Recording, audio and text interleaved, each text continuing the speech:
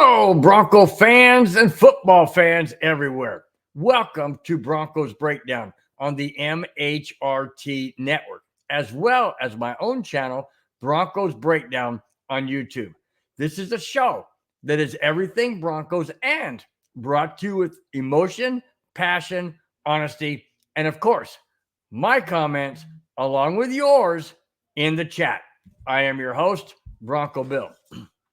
All right, guys. I hope each and every one of you out there had a fantastic week. It was a very, very short week for the Broncos. They played on Sunday, and then they turned around and played last night. And I will get into both recaps of that kicking off the show. But I just want to thank each and every one of you for showing up on a Friday. We're just a couple weeks away from Halloween. The holiday season is right around the corner. And the weather's changing. Weather's changing big time. So thanks again, guys. Sit back, enjoy, grab your favorite, favorite drink, favorite thing to do while you're watching the show. I really do appreciate it. You guys are the best. I really, really mean that. All right, let's go to the main overlay, which is the sidebar of all the topics.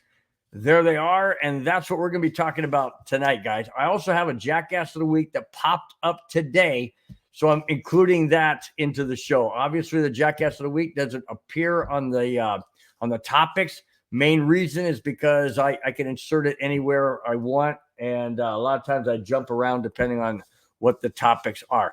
All right, let's get to the comments. Dylan Coon says, "Hey, Charger Bill." Not quite, but it's okay, guys. I take it with a grain of salt. It's totally cool. Totally cool. I totally appreciate it. All right, let's get to the first topic, which is the where does it go? There it goes. Which is the recap of the Broncos Chargers game.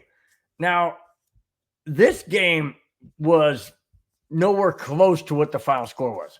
Final score was 23-16 Chargers, but it was 23-0 before Denver decided to, maybe we want to try and win this thing. Well, yeah, you should have thought of that in the first quarter, the very first series. Nope. It was totally dominated by the Chargers. And this game was in Denver. And they had that type of performance. How'd they get 16 points? Well, they came back. They got a touchdown, 2-point conversion, some field goals, but it was nowhere near as close as the score indicated. However, the Broncos did have a chance to win the game, obviously down by 7, or not win it, but tie it, force overtime. Just couldn't get the job done. A lot of people blame the play calling. I would have to agree. Even Sean Payton said that he takes full blame for the loss against the Chargers. Well, of course you do. You're the head coach. You should take full blame. I mean, you're the one running the ship. Steer it in the right direction, man. Make the right calls. And I understand, guys, people have to execute. They have to do their job. But for somehow, the Broncos looked flat Sunday. They absolutely looked flat. And that's the thing that I was concerned about with Bo Nix. And this isn't a Bo Nix issue. And I know I've said that in the past that Bo Nix this and that. Yes, he has done a lot of bad throws or bad reads, whatever. But it's also because the receivers aren't getting separation. They're not getting open. And I don't know what the deal is. But I will get into what Sean Payton thinks about some players moving forward. So that game, Broncos lost, like I said, lost 23-16. That dropped the record to 3-3. Then we move on to last night. Last night, Broncos Saints. Sean Payton returns to New Orleans for the very first time as a visiting head coach, going against his former team that he had so much success with and a Super Bowl championship with Drew Brees. Drew Brees was honored with the Saints Ring of Fame. Got the Saints jacket. His family was on the field prior to the game. Sean Payton was going around prior to the game and shaking hands with some former players that were under him, some personnel and some people that he worked with, that kind of thing. And then it was all business. All business. You talk about doing a 180 from Sunday. The Saints totally did a 180. I mean, excuse me. The Broncos totally did a 180 from Sunday. Sunday, they were flat against the Chargers. They couldn't do anything. They trailed 23-0. It was pathetic. Last night, a complete flip. The Broncos came out strong. Cody Barton had a game of his career. Seriously. He had 6 sacks. 7 sacks, 6 sacks. He had a forced fumble. He recovered the fumble and scooped it for a touchdown, but it was nullified because of a penalty on Denver. Then he got an interception return for a touchdown, his very first ever pick 6. Cody Barton was lights out on defense last night. But who was lights out on offense? Well, you can say Bo Nix was with that 38-yard run, I believe it was, down to the 3-yard line. I mean, he was playing to win the game. He was all fired up. In fact, the entire Broncos team showed up for this game for Sean Payton against his former team, the New Orleans Saints, in New Orleans. He showed up, or I should say they all showed up and supported him. And at the end of the game, let me tell you, final score, Denver 33, New Orleans 10. It was a great game. Great game. Absolutely. No doubt about it. Fantastic. Javonte Williams was running like he ran prior to his injuries. It was a game that I loved. I absolutely loved watching this game because this is what I'm used to in Broncos past. I'm used to these kind of games. I'm not used to being down 23-0 in the fourth quarter. That's not what I'm used to. I have been the last several years. Well, more than several, last 8 years. But that's not what I'm used to over the long haul of things in the past. But last night was fun, man. Last night was fun. Javonte Williams was running like he ran, like I said, prior to his injury. After the game, in the locker room, Greg Penner shows up in the locker room and hands Sean Payton the game ball. Oh, it was a moment. It was a moment, guys. If you haven't seen it, look it up on YouTube. It was fantastic. Sean Payton said that game last night was extremely emotional. Extremely emotional. But he held it together, and he was able to focus on the task at hand, and that was to win the game.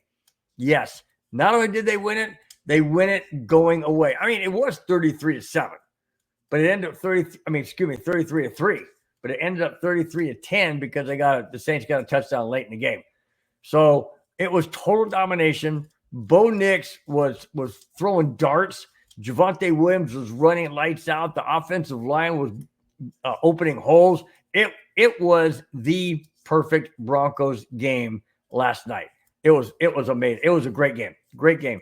Congratulations to Sean Payton. He now joins the head coaches, very, very few of them, that have won, that has beaten all 32 teams. And last night when they beat the Saints, that made it the 32nd team that Sean Payton has beaten in his entire career. Congratulations once again, Sean Payton. Game ball, Broncos win. They go on a mini bye now because they don't play this Sunday. They play a week from Sunday on the 27th. On the 27th at home against the Carolina Panthers. Is it the Panthers? Yeah, I believe it's the Panthers. Anyways, they're at home the 27th. So it's like a mini bye. They can sure use it. They got to get some guys healthy and get them back. So that's great news. That's great news. I'm gonna be glued to the TV Sunday anyways. I want to see the Vikings beat the Lions. That's my NFC team, the Vikings, and that's going to be a tough game. The Vikings are 5-0, and the Lions are 4-1. That's gonna be a barn burner. That's gonna be an absolute barn burner. But it'll be a good game, hopefully. All right, let's see here. Let's go to the chat. Maggie, Dr. Dre, love your channel. Keep up the good work. Thank you so much, man. Mega Dre, I'm sorry. Mega Dr. Dre. Hey, thanks so much, man. Really do appreciate it. For the shout out. Really, really Appreciate it. Subscribe if you haven't. Hit the thumbs up button. I'd appreciate it. Thanks again for jumping in the chat and post whatever you want in the chat within reason. But yeah, really do appreciate it. Thanks. All righty. Let's go on to the next topic. This one's a sad one. This one's a really, really sad one. Denver Broncos assistant coach Zach Grossi is taking leave from the team to receive treatment for cancer. Now, they didn't say what type of cancer, and that's beside the point. Cancer is cancer. It's never good. Never, ever, ever good. And I don't wish this on anybody. I absolutely do not. And he's 35 years old, and he's the Broncos assistant a coach. He's very, very valuable to the team. Listen to this. Grossi is involved in the Broncos offensive game plan and a strong voice on game day. He will be missed, but his health is more important. Amen. You cannot fault the guy for taking leave. Is it going to hurt the Broncos in the game preparation and his strong voice on the sideline? Probably. Absolutely. If he's that strong of a voice and he's got Sean Payton's ear or whomever's ear, yeah, that's going to be missed. But like I said, it's his health that is more important. More important. Let's get him back strong. Let's get him through this. And prayers and thoughts go out to Mr. Grossi. Speedy recovery. Just do what the doctors do. Take as much time as you need. Broncos will have to have the next man up. Next man up's going to have to do it. So Grossi, we're all pulling for you. Maybe last night was a message sent saying, "Hey, we're gonna do everything we can to win this season for Grossi." Let's do that, guys. Let's go Vikings. Let's go Broncos. Let's get this for Grossi. Let's show that we have his back and that he knows we have his back. And let's do it. Let's do it for him. Let's do it for him. Whether you do it for yourself or not, which is true, they do it obviously for themselves. But let's do it for Grossi. All right. That sounds fantastic. All right. This is interesting. This next topic is super interesting to me because I don't agree with it. I don't like it. I know why it's being talked about, but I don't like it because this is a United States sport. Now, I know that football's been transcended into other countries, like Mexico or Germany or London or, Spain. I mean, it's gone around the world basically and literally. But do I want a Super Bowl in another country? I don't think that should happen. Now, maybe on a special occasion, let's say maybe every 10th year, like we had Super Bowl 50, right? For the Denver Broncos. Broncos won that one, thank goodness. There's the flag right back there. So maybe every 10 years or, so Super Bowl 60, have it somewhere. Super Bowl 70. And I know that's a stretch of a lot of years. But if you're going to do that big of a production overseas, somewhere else would take a lot of travel. You got equipment to take over. You've got personnel to take over. You have teams to take over. You got hotels to arrange. You have fans, hotels to arrange. All of these things that come into play is so much easier here in America because you don't have to really fly 8, 10, 15 hours, however far. You don't have to fly that far. I mean, sure, 5 hours from East Coast to West Coast and vice versa, sure. But not going across the pond or not going down to Mexico or to Spain. Yeah, it's a whole lot easier. Let me get into this. Here it is. NFL Commissioner Roger Goodell is not opposed to having the Super Bowl played outside the United States. He also floated the idea, this is crazy. He also floated the idea of playing 16 international games every year if the regular season expands to 18 games. What? Every week there'll be a game in London or Spain? or Germany or, Mexico. I mean, that's a lot of travel, guys. That's a lot of travel.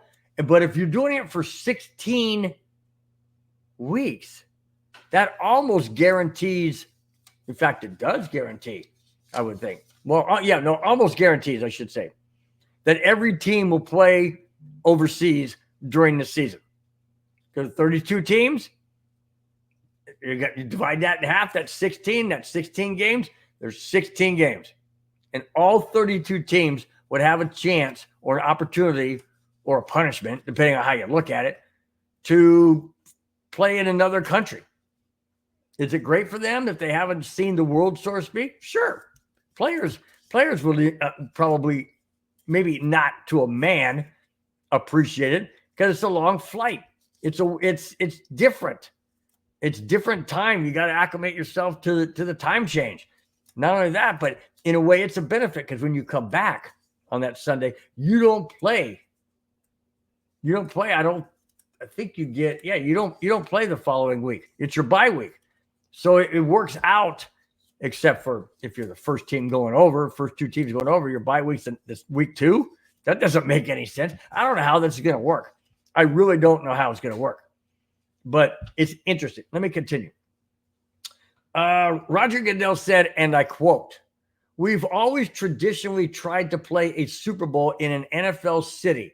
That was always a reward for the cities that have NFL franchise. Oh, except Denver. They haven't had a Super Bowl in Denver. Oh, it's too cold. It's snowy. Oh, didn't they have one in New York City? Hello? Yes, they did. It was Denver and Seattle in Super Bowl 48. How'd that work out? They did it. It wasn't ideal, but they did it. Why not have it in Denver? They said, oh, well, you got to have a new stadium. You have to have 60 some odd thousand fans minimum. Denver has 75,300 seats available. That's more than enough to accommodate the NFL Super Bowl parameters. Okay. Is it warm weather climate? No, not necessarily, but it doesn't snow every freaking day. That's for sure. And Denver had a new stadium. And Roger Goodell basically thumbed his nose on the Broncos organization. Wait, we ain't going there.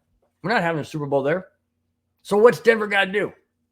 Do they have to build a dome with a retractable roof or whatever to get a freaking Super Bowl there? Oh, Roger Goodell says we've always traditionally tried to play a Super Bowl in an NFL city. That was always a reward for the cities that have NFL franchises. Denver does. Never been there. Nope. San Francisco gets a Super Bowl, and they're not even playing in San Francisco. They're playing in Santa Clara. Santa Clara. They don't have a stadium there. I mean, they have a stadium there, but they don't have a team named Santa Clara 49ers. It's San Francisco. How ridiculous is that? NFL just doesn't like Denver. I've said that many, many times. All right, let me continue with this. And I'm still quoting Roger Goodell. But things change. It wouldn't surprise me at all if that happens one day, end quote. Talking about a Super Bowl in another country. I'm not for it. I'm really not. Maybe, like I said, maybe once in a blue moon, maybe kind of, sort of not a monument, like a momentous time, like, Super Bowl 60, Super Bowl 75, things like that. But, just random Super Bowl, I don't know. I'm not for it. I'm really, really not for it. Am I against expanding the NFL market? No, not at all. I'm not against it. I just think and feel that the Super Bowl needs to be in America. That's all I'm saying. Main reason, because that's where our teams are. That's where our majority of our fans are. It's just, I'm not for it right now. I'm not for it. And it takes a little bit of time when things like this come up or changes and stuff like that. I process the changes, and then I kind of get off my high horse, soapbox, whatever, and kind of come back down a little bit and say, okay, well, I understand. I get it. It's kind of like the Broncos uniform. I didn't like it at first. I kind of like it. It's kind of growing on me. I kind of like it. I would love to see the blue, the all blue. Oh my gosh, I would love to see that. But I do like the white jersey with the blue pants. And I also like the orange jersey with the blue pants. I'm not in favor of the white pants. It's okay, but I like dark colors, dark blue, things like that. The contrast between an orange and a blue on a uniform. I love that contrast. I just think the orange pops. Just looks fantastic. Anyways, I continue. I really don't want to see the Super Bowl anytime soon in another country. I just don't. It's America's sport. It's America's championship. Let's keep it in America. But things change. We went from 12 games in the NFL season to 14, then we went to 16. Now we're at 17. 18's around the corner. Things change. Things evolve. Things move on. Things get better or worse, depending on how you look at it. But when it comes to football and more games, I'm all for more games. It's football. You can't get enough of football. Football happens too fast. We're already in week 8 coming up, or week 7, I should say. Denver's kicked off week 7. We're already in week 7. Week 7 of the NFL.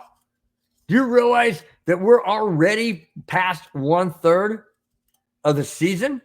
That's crazy. Crazy. I mean, baseball, you sit back and go, good gosh, it's only the 18th of October. Well, not October, but it's only the 18th of such a month. And it seems like it takes forever to go through a month when there's baseball because they play every freaking day. Football, it's like, dang, we're already in week 8, week 7. Holy smokes. Yeah. Football goes way, way, way too fast. Way too fast. All right. Before I go on to the next topic, I'm going to get back to the comments real quick. D-Rock is in the house, says Big Bill. I said, what's up, Big D-Rock? Clayton Haran says, hey, guys. I say, hey, Clayton, what's up, my friend?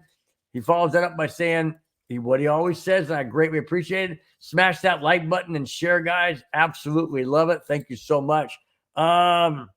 D-Rock says, so would it still be the NFL National Football League or WFL World Football League? Great question. Great question, D-Rock. I have no idea. The only way I think that they would ever change it to World Football League would be if there are teams in other countries. Like, let's say there's, you have Barcelona, but that's the European League or whatever, Barcelona, Spain. Yeah, that's their, or maybe that's soccer. Anyways, it doesn't matter. If they had a team in another country, Mexico, Germany, London, Spain, whatever, and they were playing them on a rotating circuit. In other words, there would be eight teams that fly out there. And then you'd have, they would fly to the United States. That's the only way I see it. But I don't feel they would go to World Football League unless that were to happen. And I think it would have to take a vote. I don't know if it's unanimous, 2/3, whatever, with the owners. And remember, the Green Bay Packers are owned by fans. So that's a whole lot of people who could vote no. So I don't know.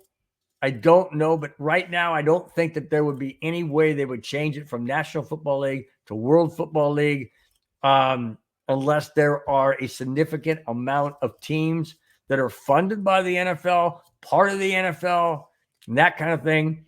I don't even know the parameters or everything that goes into something like that. The travel, the flight, the schedule, It would be crazy, but that is a fantastic question, D-Rock. Fantastic question. All right. Clayton Haran says, man, oh, man.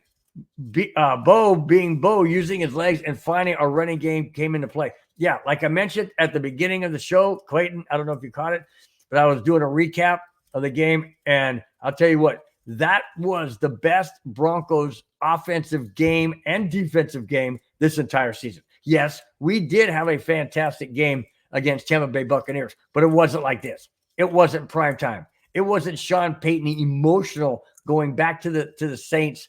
Well, not to the Saints, but going back to New Orleans to play against the Saints and how emotional he even said it was.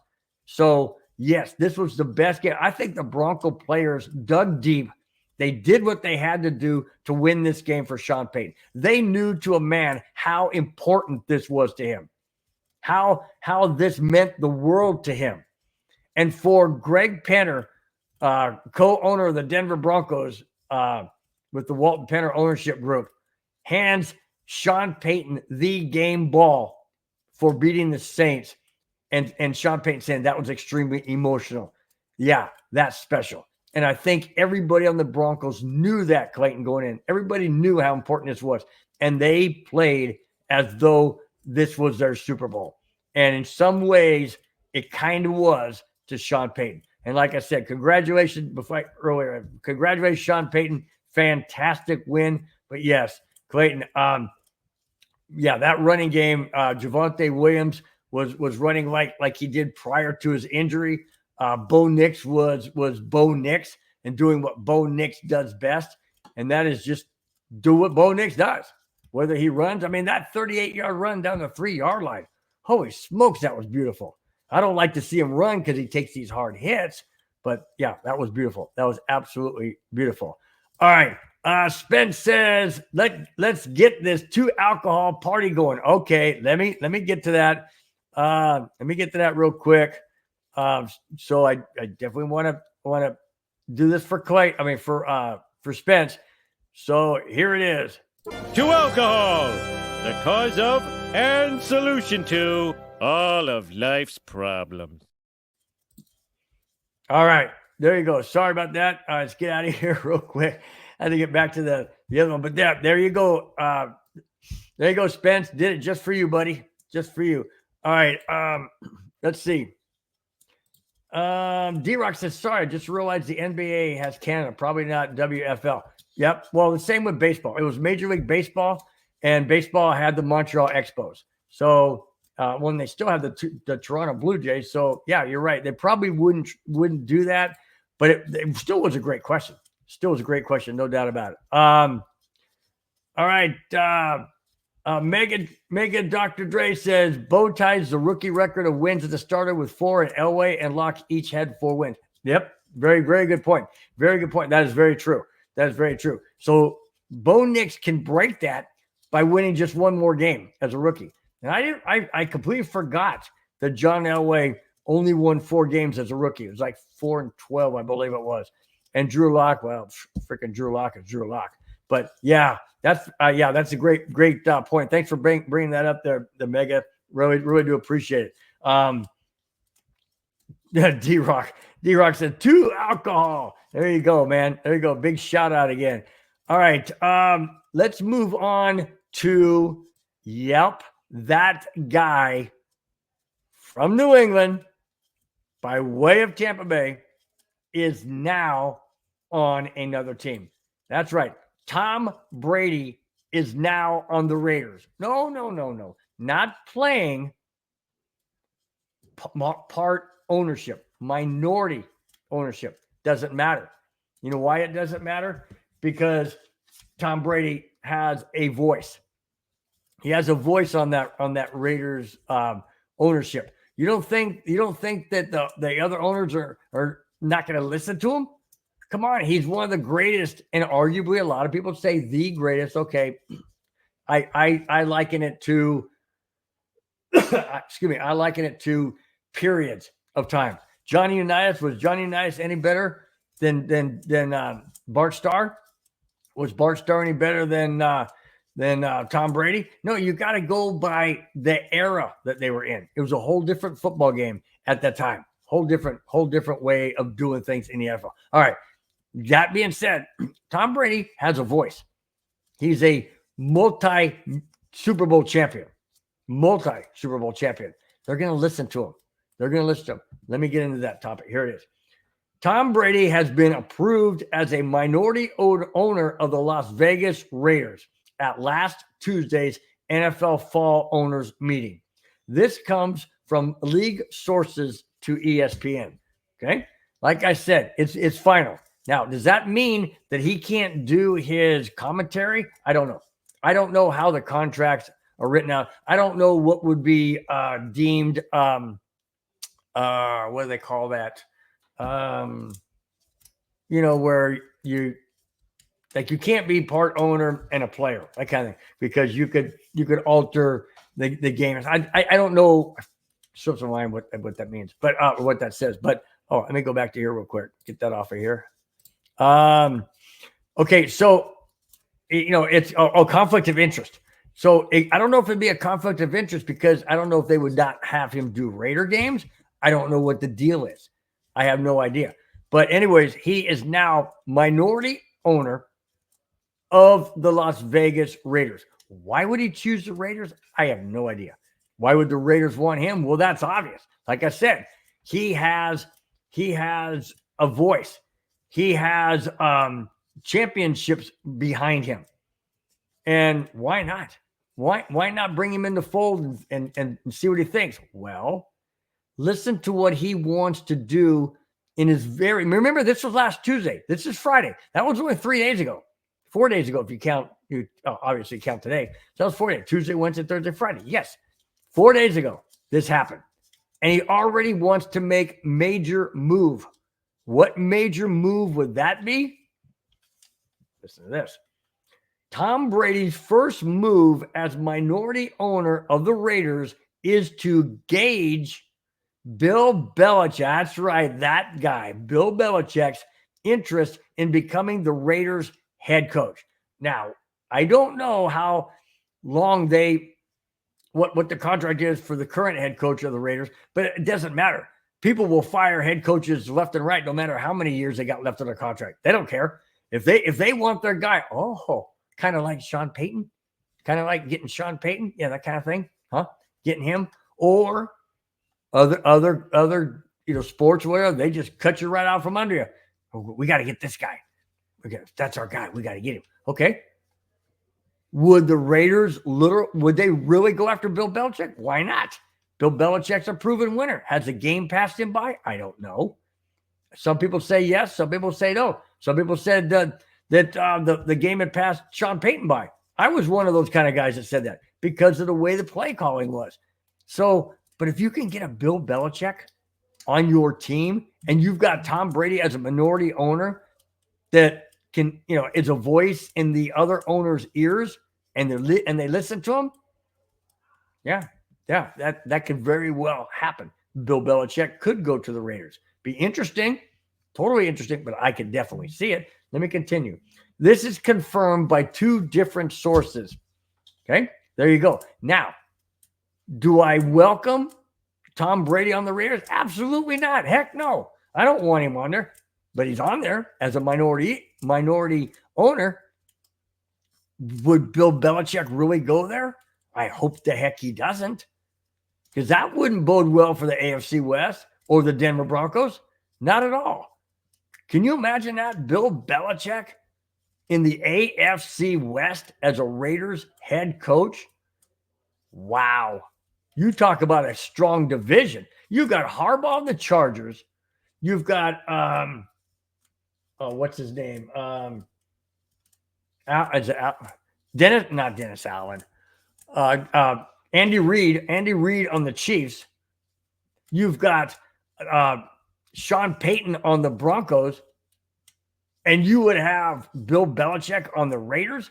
You talk about a Hall of Fame coaching division. Holy smokes, man. If none of those make it to the Hall of Fame, that's a travesty. If none of them make it to the Hall of Fame, it's a travesty. Now, I don't know if Harbaugh would. I don't think so. But obviously, it would definitely would be Sean Payton would definitely make it. And if Bill Belichick goes to the Raiders, he was definitely going into the Hall of Fame. And then you've got Andy Reid on the Chiefs. He's going to the Hall of Fame by virtue of what he did in Philadelphia and Kansas City. Kansas City back to back. Well, I guess it doesn't matter if you're back to back because Mike Shanahan's not in the Hall of Fame, and he should be. He went back to back, but I don't think the NFL likes Shanahan and or the Broncos. So there you go. But yeah, Andy Reid is definitely a shoo-in. So is Sean Payton. And so is Bill Belichick. So, I mean, man, if he went there, this whole division would be tipped upside down. It'd be crazy. Yeah, absolutely. It would be nuts. It would be nuts. It would be nail biting every single week, especially when you played each other. My gosh. Belichick against Sean Payton, Belichick against Andy Reid or Harbaugh. Yeah. It would be a division everybody would be watching. And you don't think the NFL would love to have Belichick back in the fold? Oh, you know they would. You know they would relish that. The Raiders will be on TV every freaking week. I mean, they almost already are anyways. But yeah, that would be scary. That would literally be scary. Every time a division game came up, it'd be like, oh boy, here we go. Yeah. All right. Spence says it's Friday, 2 beers down. Got to play catch up for not having many last night. Well, hey, it's Friday, dude. I don't know if you work tomorrow. I would think not. I do, but hey, it's okay. So yeah, enjoy. Sit back, enjoy yourself, and have a wonderful time, Spence.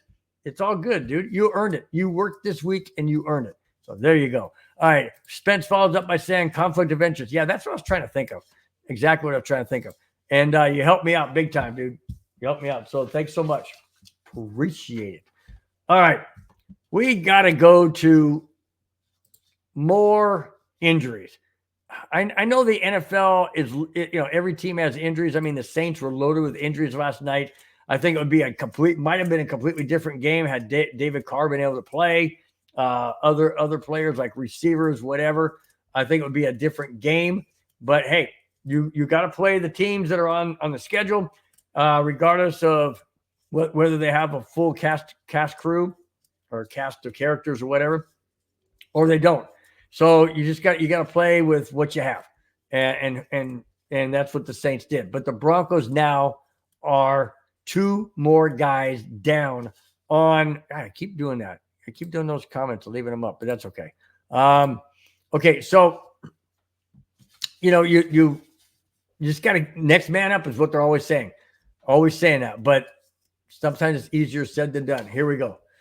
Before last Sunday's game against the Chargers, Denver put Josh Reynolds, injured hand, and Luke Wattenberg, injured ankle, on the injured reserve list.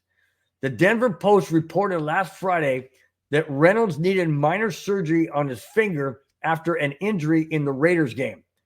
The earliest either player can return is Week 10, ironically, at Kansas City. Of course, division game. But we can use anybody we can get back. That's for sure. Not sure of the actual return, but both are thought to have a chance to play again this season. That part's not good. Because it says they're eligible to come back in Week 10 against the Chiefs. But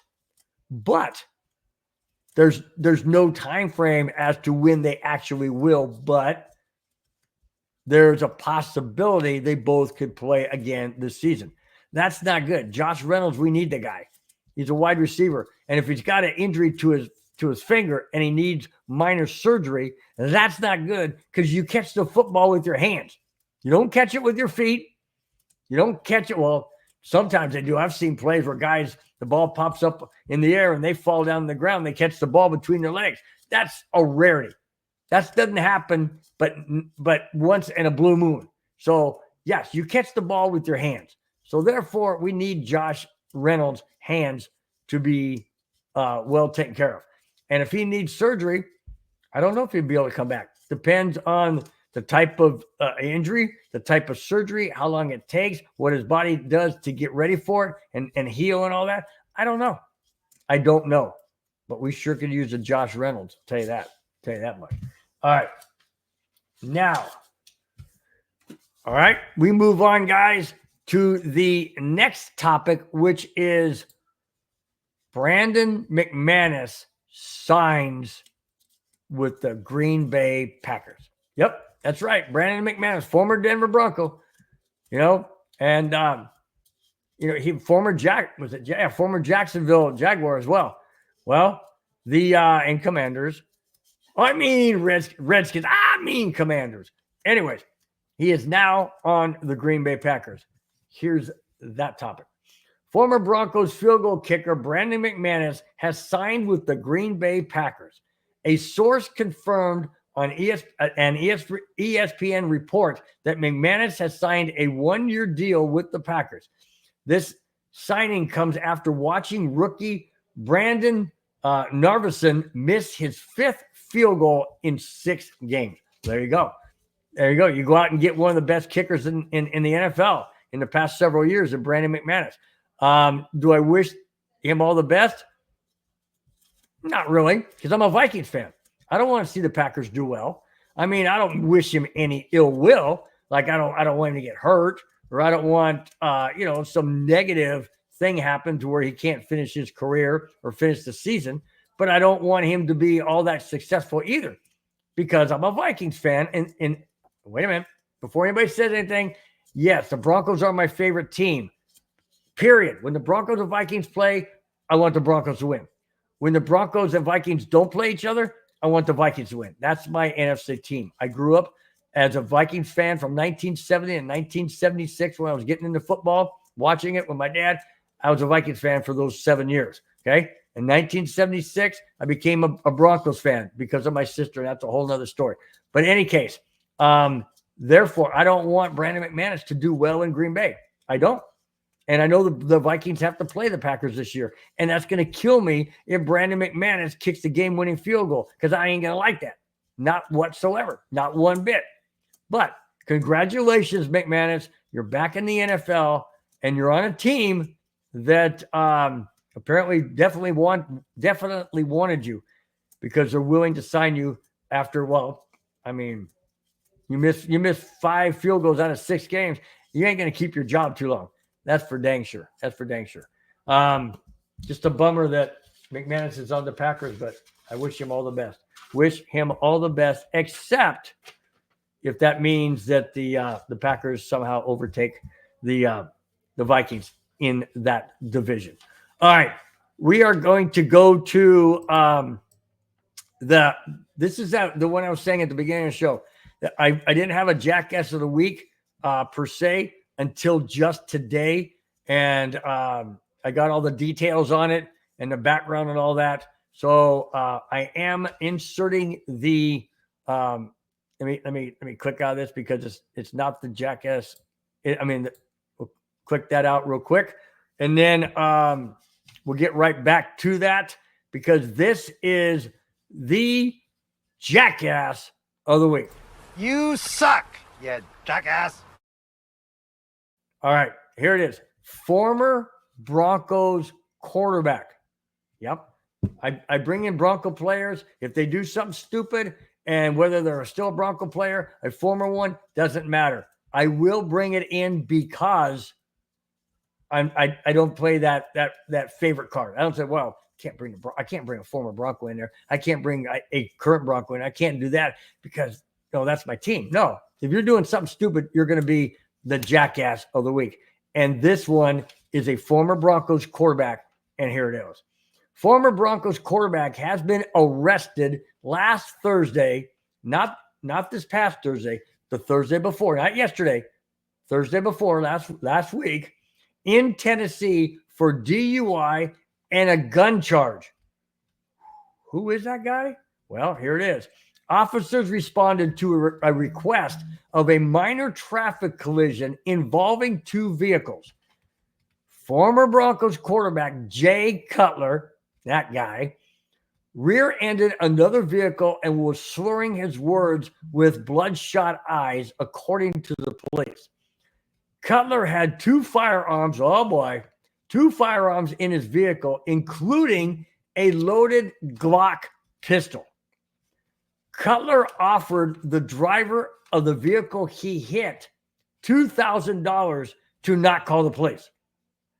That didn't happen. That person didn't take the $2,000, and the police came. Let me continue. Cutler was charged with first offense DUI, possession of a handgun, under the influence, failure to exercise due care to avoid a collision, and implied consent. Wow.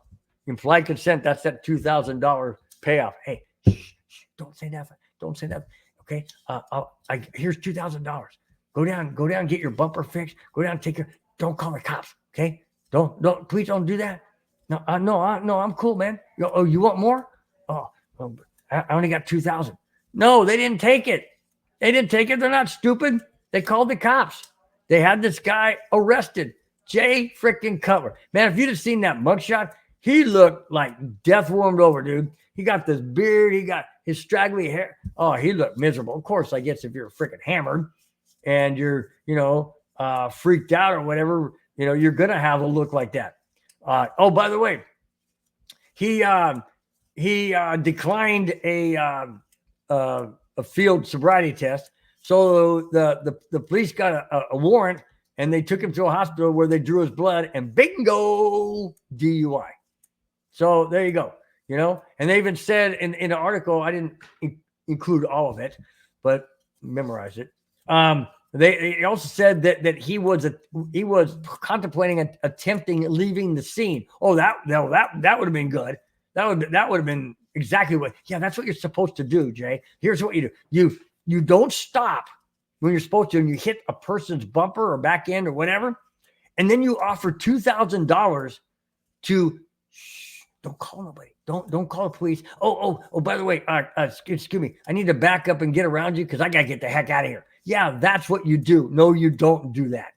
You don't do that. Come on, Jay. Really? I didn't like you when you were a Bronco quarterback because you're arrogant and just downright obnoxious. Well, now you're arrested for DUI and gun charge. What the heck? You got a loaded Glock gun in your possession? You're in Tennessee? Is that allowed? Do you have a concealed weapon permit? Why would you have it at loaded? What do you need 2 firearms in your car? What, in case the first one jams or something? What's the deal? I mean, seriously, dude. And what time of the day was it? It didn't say. It said they responded to, a minor accident. Didn't say what day or what time.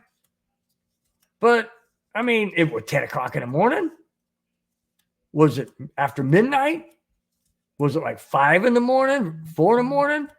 Was he like drinking all night? Was he at a party? None of this was revealed. But, you don't stop, dude. First off, Jay, what are you doing driving? Hello? What are you doing driving? People say, well, and then the cops ask them, have you been drinking tonight? Nope, I haven't been drinking. No, I haven't been drinking. Nah. Bloodshot eye? No, I haven't been drinking. No. Oh, and then later he goes, oh, yeah, I had a couple. I had 2. Really? 2 drinks? What the heck? Were they straight? Was it like straight whiskey on the rocks or something, dude, and you pounded it down? What the heck? I don't believe he had 2. Maybe he did, but whatever they were, man, he just, Jay Cutler, what can I say? What can I say, dude? You were a mess. You were a mess when you were a quarterback with the Broncos, and you're a mess outside of football. Holy crap.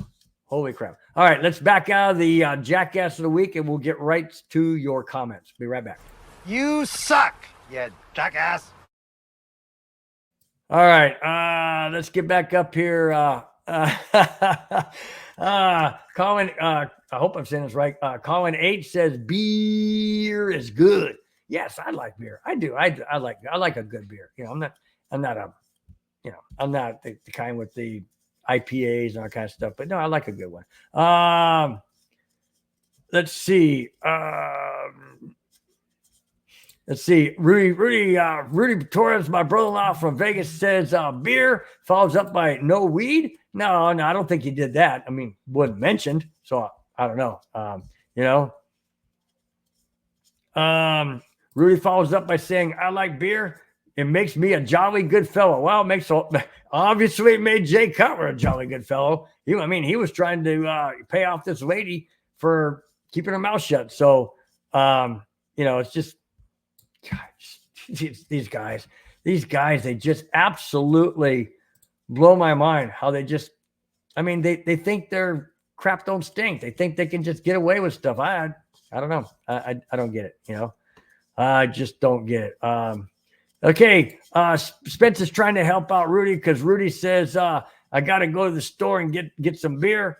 Spence says, Rudy, order through Walmart and have the call and have them have me accept the charges. No, I don't think it works that way. See, Rob Walton owns Walmart, so the bill should go to him. I mean, he can afford it. He got billions. I mean, they just bought the Broncos. So, I mean, what's $28, man, for a 30-pack? I mean, just go down there and take care of put it on Rob Walton's tab. How about you do that? Put it on Rob Walton's tab. There you go. Spencer's, I think Jay had 2 bottles of 151 rum. Yeah, probably. When he said he had 2, you're right. You're right, Spence. He said he had 2. Maybe he had 2 bottles. What the heck? I mean, good gosh, people. Just absolutely mind-blowing to me. Just absolutely mind-blowing. Truthfully. Let's go to here it is. Let's bring the topics back up. And now we're on Sean Payton wants to shake up the running back room. Okay. Who plays? How about it? It's more than just the running backs. It's rookies. He wants to see more of the rookies, which surprises me because when he was in New Orleans, he never had a rookie quarterback he had to deal with. He always had Drew Brees. Drew Brees wasn't a rookie. Okay. But Sean Payton is warming up to the rookies and see what they can do. Why? Well, it's multifold. Think about it. The rookies are eager. The rookies are eager to make the team lifelong, to get the starting nod, so to speak, to be that guy that is called upon when the Broncos need a first down or they need a big play or they need to keep the running game going. That starts with Sean Payton making that choice and that decision. And that's what he is endeavoring to do. Listen to this. Sean Payton wants to shake up the Broncos running back lineup. Payton said, and I quote, "We have to see these guys. We are a young team. I want to see Estime. We are going to see Devon Valley, and we are going to see Troy Franklin. We are not waiting to redshirt these guys." Now, in case you guys are not familiar with it, I'm not big on college, but I do know that redshirt means that they can't play that year. They sit out, they watch, they participate like in practice and things like that, but they're not in the actual game. When the game comes around, they're not actually playing in the actual game. They're in practice and that kind of thing. They're called redshirting. Okay, let me continue. And I'm still quoting Sean Payton. "We will continue to see each week their involvement in the plan and how they fit. That is how you get confidence and how you get experience." End quote. Great comment. Great comment by Sean Payton. Absolutely agree 100%. We need to see more of these guys. They're eager. They're hungry. They want to do a great job. They want to impress the coaching staff. They want to impress the fans. They want to win games. Like Bo Nix said, basically he said, not so many words, but with his actions, hey coach, put the game on my shoulders. Let me do what I do. And Sean Payton took off the training wheels last night and let Bo Nix be Bo Nix. And we got to see exactly why everybody on the Broncos was so high on this kid. Let Bo Nix do what he does. And let Valley do what he does. Let Franklin do what he does. Let Estime do what he does. And we're getting production from these guys. Why? Because it's starting to come together, guys. It was kind of hitting a hit and miss on a couple of games where they're hitting the spokes. Now the gears are starting to mesh. They're starting to come together. They're starting to be more comfortable, more confident. And we saw it last night in the game. It was a fantastic step forward from Sunday's loss against the Chargers. They got to keep this momentum going. They got to keep this type of play and this type of don't put the training wheels on, Sean. Keep him off. Keep him off. Let Bo Nix survey the field, look at the field, and do what he does best.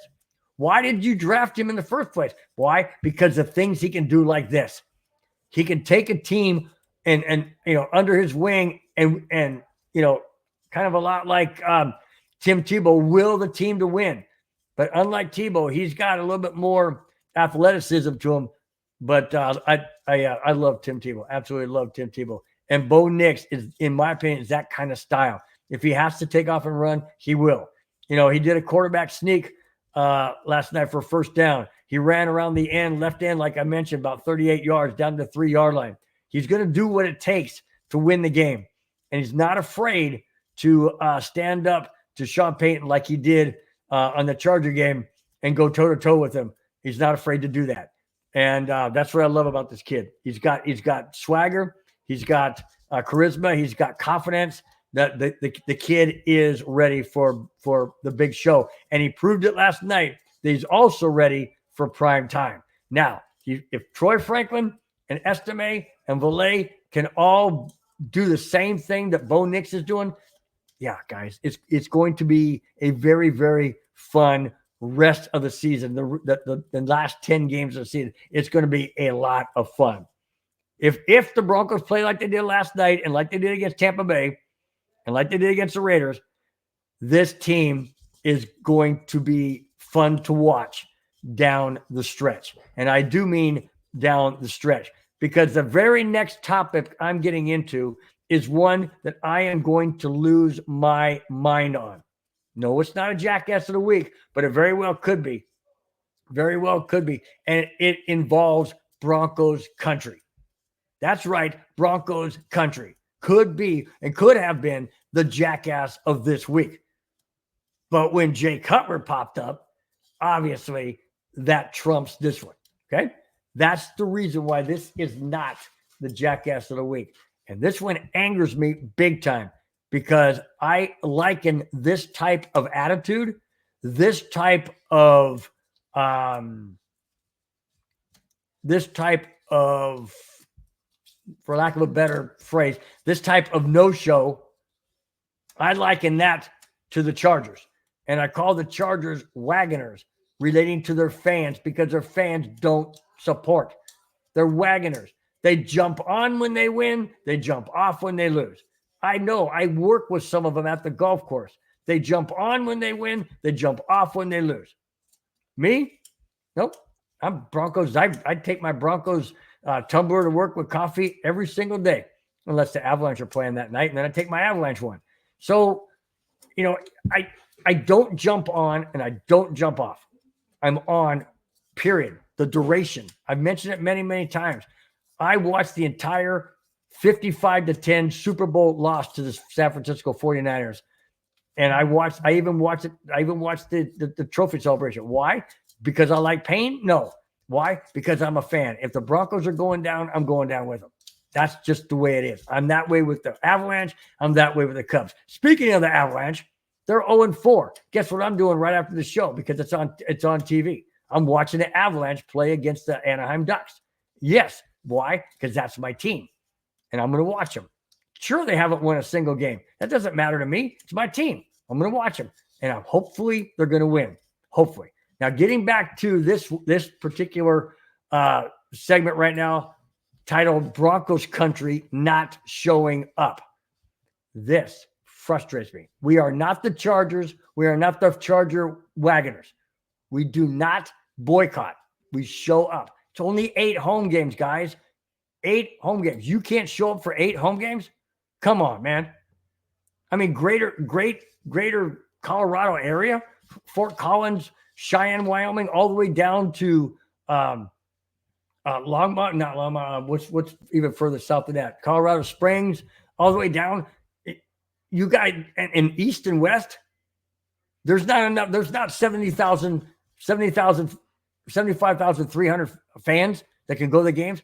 People say it's expensive. I was talking to Madungus about the price of tickets. He said you can go to Bronco game for $75. $75. When I went to Carson with my sister in 2019 to watch the Broncos Chargers, it was $200, and I went. Why? It's my team. It's my team. And she's a Charger fan, but so it was a fun time. It was a fun time. Broncos won the game, so it was even better.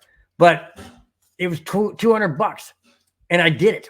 Why? Because it's my team. It's $75, guys. $100, 125, 150. It's not that bad. It's not that bad, guys. And yes, things are expensive. You ought to live in California. You want to talk about expensive? Holy smokes, $200 to go to that game in 2019. Yeah, with gas prices and Uber and all that, yeah, it's expensive. But I did it because it's my team. All right, here we go. Ready, guys? I'm going to spit nails. So here we go. Broncos country is in flux. New Mile High Stadium wasn't close to full last Sunday, talking about the Chargers, last Sunday against the Chargers. The stands were about 60% full at kickoff. That is not good. That is unacceptable.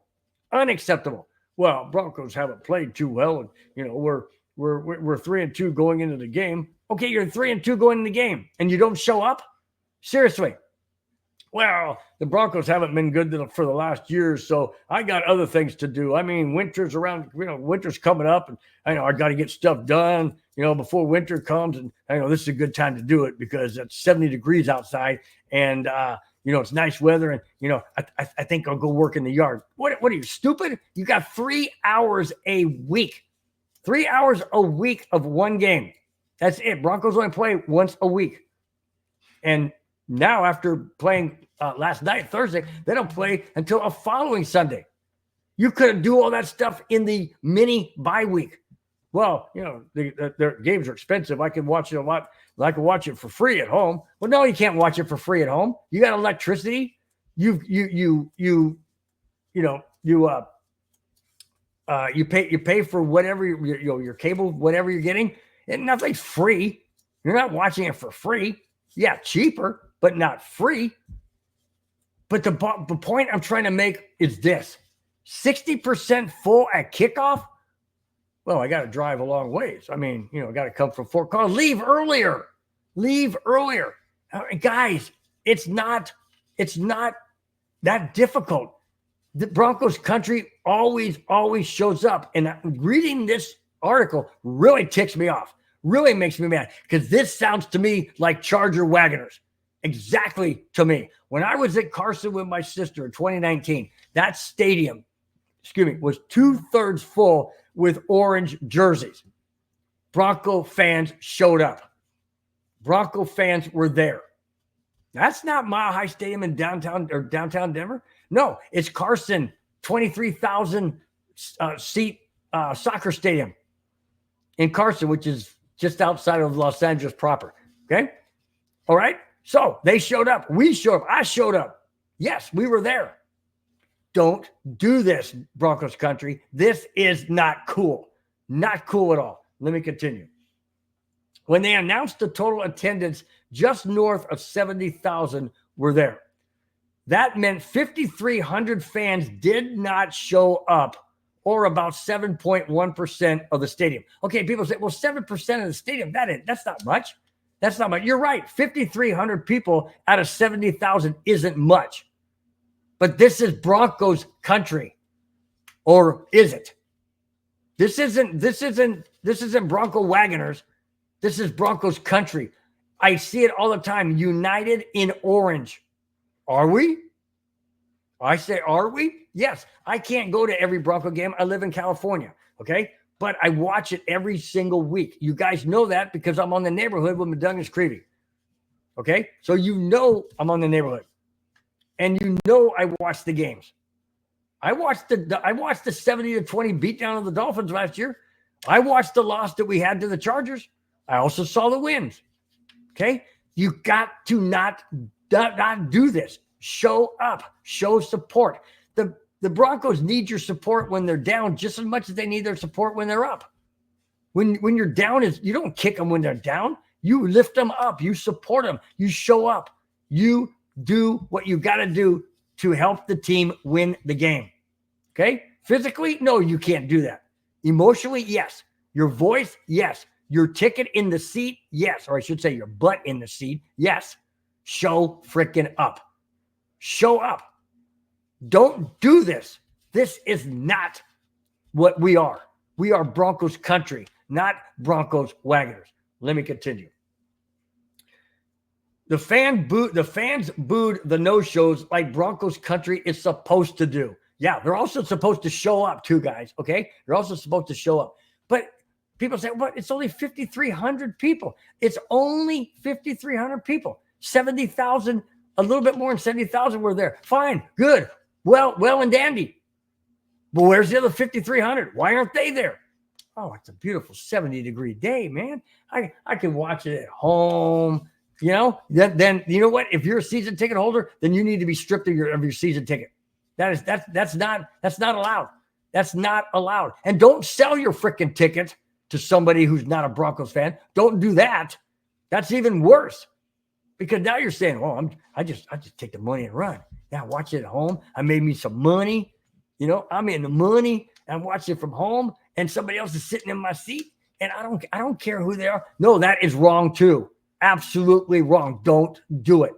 If you don't want to support the Broncos, then don't call yourself a fan. Sell your season ticket to somebody who cares. Okay, but we don't want you in Broncos country anyway, because you're not part of us. You're not part of Broncos country if you're that way. No way, shape, or form. Let me continue. When the Broncos fell behind 23-0, this really pisses me off. When the Broncos fell behind 23-0, a lot of the fans began to leave early. Shame on you. Shame, shame, shame on you. You don't leave. You don't sit there and turn your back when somebody or some team needs you the most. You don't walk away. You don't turn your back. I've mentioned many times, guys, that I liken being a fan of the Denver Broncos or Colorado Avalanche or Chicago Cubs associated similar to how I feel about family. Okay? I've got 2 grandkids. I've got a grandson and a granddaughter. If they do something that I don't particularly agree with or like or approve, I don't turn my back on them and walk away. No, I don't. I do the opposite. I do what I need to do to change it around. Okay? Now, physically, I can do that to some degree with the grandkids. I can, if I have to show them a certain thing, I can physically do that. If I have to, take them someplace, do whatever to get them into the right path. I can do that somewhat physically. Can't do that when it comes to a sports team, but you can show support by being at the freaking game. 8 home games, sometimes 9, 8 home games every other year. Okay, so show up, show support. What I do, I watched every single game. I'm yelling my head off. I'm cheering. I'm buying merchandise. I'm buying things that show support. Can I physically be there in the stands? No, but you guys can. The ones that live in Denver can. Sure can. Or Colorado, period. They can show up. I physically can't, but I'm showing up by watching it. I'm showing up by merchandise, buying merchandise. I'm showing it up by doing the neighborhood and watching the games. That's what I'm doing. I'm showing support. I'm not turning my back. And when these fans leave early, the players see it. The coaches see it. The ownership sees it. And the ownership and other people say, they make excuses. Well, we're not putting a winning product on the field. What's that got to do with it? What's that got to do with it? They're not tanking. They're not trying to lose. They got a young team. Like Sean Payton said, we have a young team. They're not trying to lose the freaking games, guys. They're not. They're trying to figure it out. And you need, and I need to be there for support. Because if we're not there and that stadium's empty, they're going to play like it's empty. Those stands need to be raucous. The fans need to be loud. The team needs to feel the energy. And they're not going to feel it if you turn your back, literally. Because when you walk out of the stadium, you're turning your back on them, literally. When you head for those exits, your back is facing the field. And that's what you're doing to Broncos or team that you say that you're a fan of. Don't tell me you're a fan and walk away. Don't do it. You're not a fan if you walk away. Well, it's just hard to watch. Yes, a lot of things are hard to watch. Life is sometimes hard to watch. This is a sport. This is not life and death. You don't need to walk away. It's not hard to watch. It's not. It's sports. It's 3.5 or 3 hours a week. Period. Don't turn your back and walk away. That's not what Broncos country does. Broncos country is united in orange, and show it. Don't show the ugly side of your back. Show the team your face. You're sitting in the stands. You're yelling. You're cheering. You're supporting. Don't say you're a fan on games they win, like last night, and turn your back 4 days earlier when they lost to the Chargers. That, to me, is not a fan. That, to me, is not Broncos country. That smells and sounds like Broncos Wagoners, and we are not Wagoners. Let me finish it up like this. It wasn't a cold day last Sunday. The temperature was 70 degrees in October. Broncos country, this isn't us, period. It's not. It's not us. Don't show that ugly side. Don't put bags over your head. We're not the Saints. Don't put bags over your head and with little crazy, goofy things written on the front. Don't do that. If you want to put something on your face, paint it orange or blue. Put a Bronco logo. Do whatever you got to do to show support. Putting a bag over your face or walking out before the game is over is not tolerated by this guy. And I will constantly point it out if it continues, because this is not Broncos country when you do something like that. Whew, okay. I think I can move on. I think I can move on to the next topic. All right. Okay, let's get to that topic right now. We're going to end the show on a very good, heartwarming, very, very good, heartwarming topic. Thanks each and every one of you guys for being on the show, whether or not you're in the chat or you're just watching, listening, wherever you may be. Thank you guys so very, very much for taking out the time on a busy Friday at the end of a busy work week, presumably heading into the weekend. It's going to be a Bronco-free weekend, but there will still be other sports, other football games to watch, other key games that you guys might want to. We got our own division to watch, and hopefully they lose. So, anyways, guys, thanks again so much for showing up and watching this crazy 66-year-old guy talk about sports. Really, really do appreciate it. Here's the last topic, guys, and we'll wrap up this show on a wonderful Friday after a Broncos win last night. Here it is. Chris Harris Jr. signed a one-day contract with the Denver Broncos last Thursday, a week ago. Not yesterday, a week ago. According to Mike Kliss of 9 News Denver, the Broncos wanted to celebrate the career of cornerback Chris Harris Jr. with an official retirement as a member of the Denver Broncos. Harris said, and I quote, "My wife and I had a talk with the Broncos about retiring a Bronco, and everything came together. We started out great, and we ended up great," end quote. Congratulations, Chris Harris. I am so glad you did not retire as a Los Angeles Charger Charger. I'm just so glad you didn't. I didn't think you would, but stranger things have happened. So I just glad that the Broncos realized that. They wanted you to come back and retire as a Denver Bronco. Hopefully you go into the Hall of Fame, and when you do, I know you'll go in as a Denver Bronco. So thanks so very, very much, Chris Harris Jr., for everything you did for Denver, for the great teams you were on, the stand-up person you were and are, and congratulations to you, your retirement. Spend time with your family. It's well deserved, and just enjoy retirement. Enjoy the second part of your career, whatever that second part may be. Just really, really appreciate each and everything you did for the Denver Broncos and Broncos country. Chris Harris Jr., congratulations one more time on your retirement.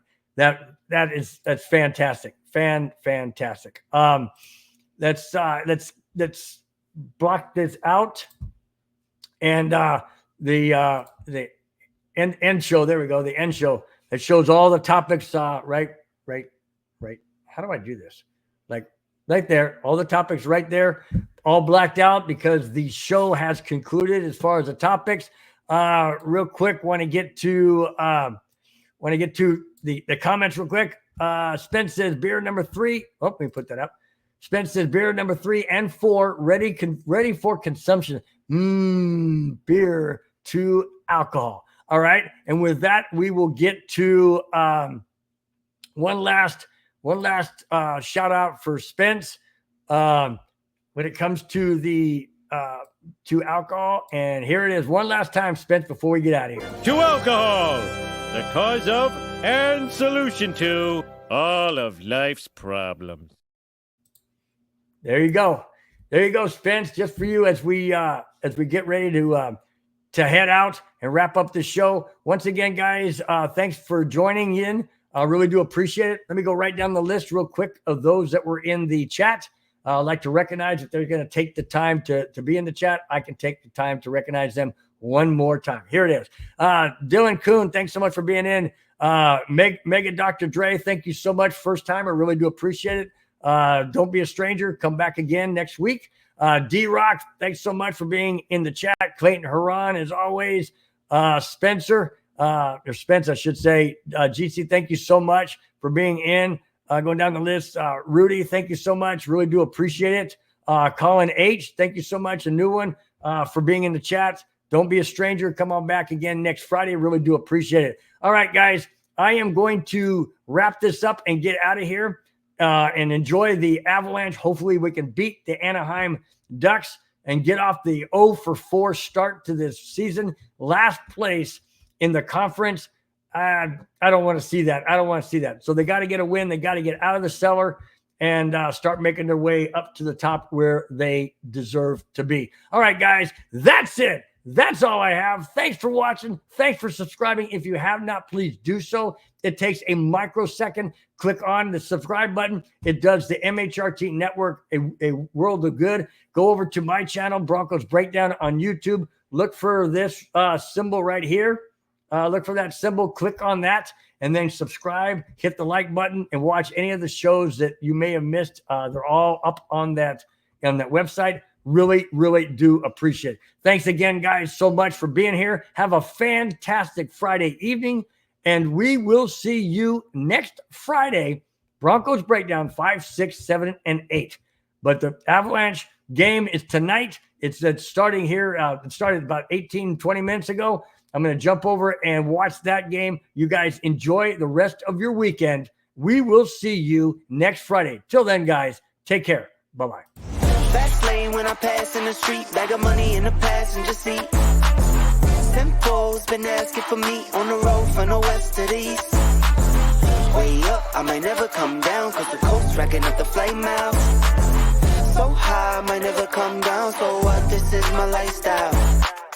Wait a minute, work hard.